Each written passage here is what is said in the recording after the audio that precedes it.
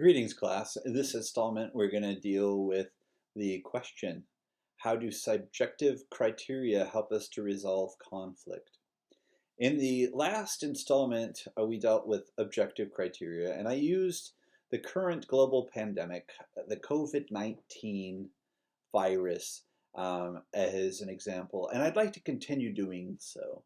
I think that talking about this elevated level of stress, the problems that we're facing.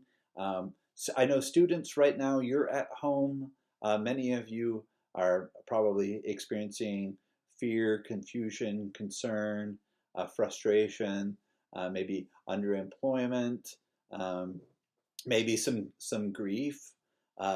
Maybe you know people who are being directly impacted. Maybe you've got a little bit of a sense of guilt or shame, right? Sometimes I feel like this is the time where my privilege is most pronounced. I'm actually working from home. I'm recording this class for you, and it's almost like I could go on as though nothing is happening in a financial sense. I won't take a hit except for that, well, stock markets and investments and so forth. But so in the objective criteria, we looked at things like there are raw numbers, right? And I don't want to start with the position that subjective criteria aren't the things that can be measured with raw numbers, because that would be wrong and that would be inaccurate, right? Subjective criteria doesn't change the ability necessarily that things can be measured. It just changes in terms of thinking about priorities or values. And so I just want to make that distinction clear right up front. One of the memes that I saw recently that came out of Europe was of a scientist, being asked about developing a vaccine for this coronavirus. And she was quite upset. She said, you know, these soccer players, I think it was Ronaldo and Messi, they get paid millions, and we only make, thousands. So why don't you ask them to make your vaccine? And so this is a reflection of, yes, of course, there's a difference, right? People make different amounts. Soccer players in Europe get paid a lot. Football players in the U.S. get paid a lot. Basketball, baseball players, whatever. And the better they are or not, right? Sometimes people get paid more and then they don't end up scoring more points or whatever. Anyway, so that's still something that gets measured. It's clearly something that we can articulate, right? And a person would say, well, just because, right? They might explain. Yeah, those soccer players make a lot, but it's not necessarily that we value them more. Obviously, we care more about doctors and being able to get health care than we care about football players. And on we'd go, right? If we actually value something more, but we don't pay more for it, there might be actually some really good explanations for it. Unfortunately, for the objective scale, it all comes down to dollar amounts. And dollars are used, or euros, but our monetary tools are used to do that. And in our subjective scales, it might not necessarily be the case. And so I want to talk a little bit more about that, and specifically about how that can impact the way we think about processing a global pandemic or other conflicts, and how that's a useful tool. So part of what's happening here is that we're on an edge. We're on an edge of where we're seeing an uptick. I think today they announced that there was going to be some reopening in China, where the outbreak of this pandemic started in Wuhan, where I think that they're saying that there's no new cases, and they feel like they've got things addressed. But for most of the rest of the planet, what we're seeing is this J-shaped curve, right? Exponential growth, where the number of cases each day will increase. And from that, we're starting to impact more of the kind of the objective standards for overloading our systems and actually having more patients that we can treat and so forth. And so what's happening in that is that people are learning a lot about a number of things, right? But one of the things that's really come up is our, how our triage system works and how our triage system relates to other aspects of our healthcare system. So we've already been given guidance about things like don't have elective medical procedures. We don't have our hospital beds currently overwhelmed right now, not in the US. But we know we're on a course where we could end up needing every bed that we have plus more. Some cities have already started building infrastructure or purchasing hotels so that they could repurpose those rooms to increase the number of beds available to the sick. But so elective would mean that it's something that you can put off. And part of the reason they're telling people to put it off is because we don't want to use our resources unnecessarily, right? We're going to end up stressing the system.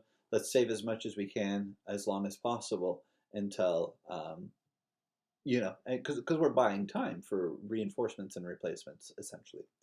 Okay, so in triage, we have this we have this dual mechanism of, on the one hand, we have symptomology and age and prognosis and these things that prognosis isn't an exact science, but we have these judgments and that they're using that to try to come up with hard and fast mechanisms for making decisions, calculated decisions for medical treatment about who gets the care when we don't have the ability to serve everyone.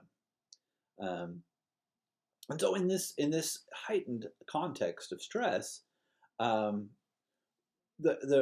unfortunate detail is that actually this is a decision with life and death consequences, because those who don't get treatment in most cases do die. And it's not clear that they wouldn't have survived if they had received treatment. In some cases, people will get more treatment, and then even with treatment, they won't survive, which is also unfortunate, right? We don't want to talk about any death as being something to take lightly. But triage exists normally. I mean, just in a different way. And that's to say, like, if you've ever been to an ER or something, they treat the patients with the most urgent and severe conditions first, right? Doesn't matter how long you've been waiting for. If you've cut yourself and you need some stitches, but it's managed and you're putting pressure on your wounds that you cut your hand, they will get to you when they do. But if you're next up and at that same moment they have got somebody coming in with a gunshot wound, and that's taken as more urgently, they're going to get to that. So we have objective guidelines there, but at the same time, we have a lot of subjective concern that's being placed, and so this might be like the pressure from the public. Do we think that we care more about young people than we care about old people? And what's the evaluative criteria for why we're determining that? Right? Some people might say that our wisdom comes from those who are the oldest, and that protecting them would mean the most. And others will say, well, that they've already had long, happy lives, and there's so much of a future left with young people, and so on and so forth. And so we have political debates that are taking place right now, and they're taking place right now because the thing about it is that we're not dealing with one part of the problem in isolation, right? We're dealing with the responding to the pandemic at the same time as we have other considerations to make. So the conflict we have in the United States of America today, right, is that we don't know how long we should keep things shut down. given the fact that keeping things shut down has an economic impact. And some people will say, let's weather the storm, do whatever it takes, save as many lives as possible. And other people will say, no, right? We can only take so much. We don't want to see businesses destroyed. We don't want to see stock markets tank. We don't want to see all this stuff happen.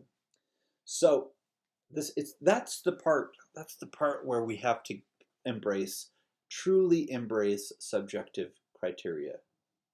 And the subjective criteria is a way of saying that all of us have our concerns, and I'm going to just start with the assumption that we're all actually being honest. And I don't have proof that everybody's being honest. In fact, we have good indicators that some people are being dishonest because they've done things like said everything's going to be all right, but they sold their stock and avoided some of what's happened with the stock market, despite saying that there was nothing to worry about. They've acted differently. So we actually do, but for the purposes of this discussion, we're going to say that people are honest. And we're going to say that people are honest, and when they are being honest, they're reflecting different contexts, different histories, different situations. So incorporating the subjective criteria is the mechanism for saying that, like, the fact of the matter is, I care a lot about people in certain age groups because I happen to have those people that I'm watching and thinking about and caring about. And because of my exposure, right, to, people in their 60s and 70s and my fear for their safety, right, that's my subjectivity. I personally care about it because it's something that I'm dealing with.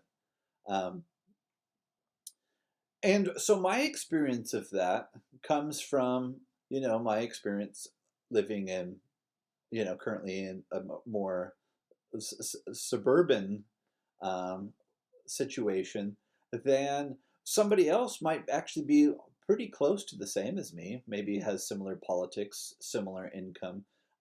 But if they live in a more urban area, with closer housing, right? Like I'm in a house versus an apartment, right? So your contact and your proximity to others will change, and so your subjectivity there again is that you care about things differently because of what you see.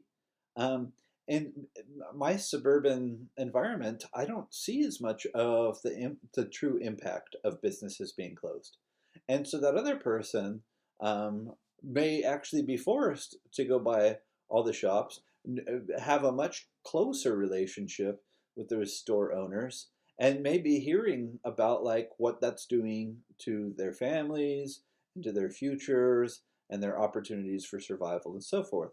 And so my situation of caring about the people I care about doesn't mean that I don't care about these other strangers, but they're simply not part of my perspective. And subjectively, those who are being exposed to the businesses that are being hit the hardest are maybe putting more of a priority towards that.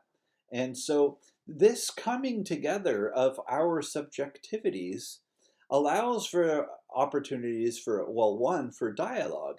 Um, if I say, look, I care about my mother, I don't think that this person is going to say like, I don't care about your mother. Like they're going to say, okay, all right, I'm hearing you. And when they tell me about these business owners, then the thing is now we can understand each other. All right, is there an opportunity here for a collaborative solution? Are there things that we can do here? Are there ways to meet the needs of everyone?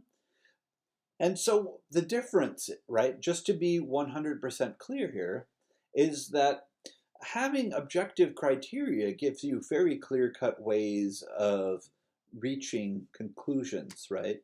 It's going to happen according to specifically articulated things. But those specifically articulated priorities, right, these policy positions, these rules, these laws, and so forth, may not actually do a very good job of protecting the values and interests of specific individuals. Subjective criteria mean that we have the mechanisms in place for evaluating what do specific individuals care the most about, what do they value the most, what do they want to do.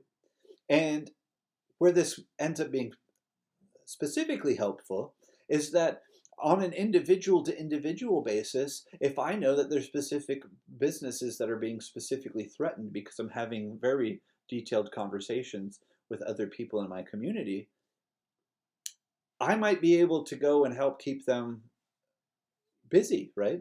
To to buy gift certificates, to keep cash flow going their direction, to do those kinds of things, because it's not that I don't care about them. And maybe if more people buy gift certificates, we can manage a longer shutdown, right? Maybe there are the different things that we can sacrifice so that we don't lose the things that we care the most about, right?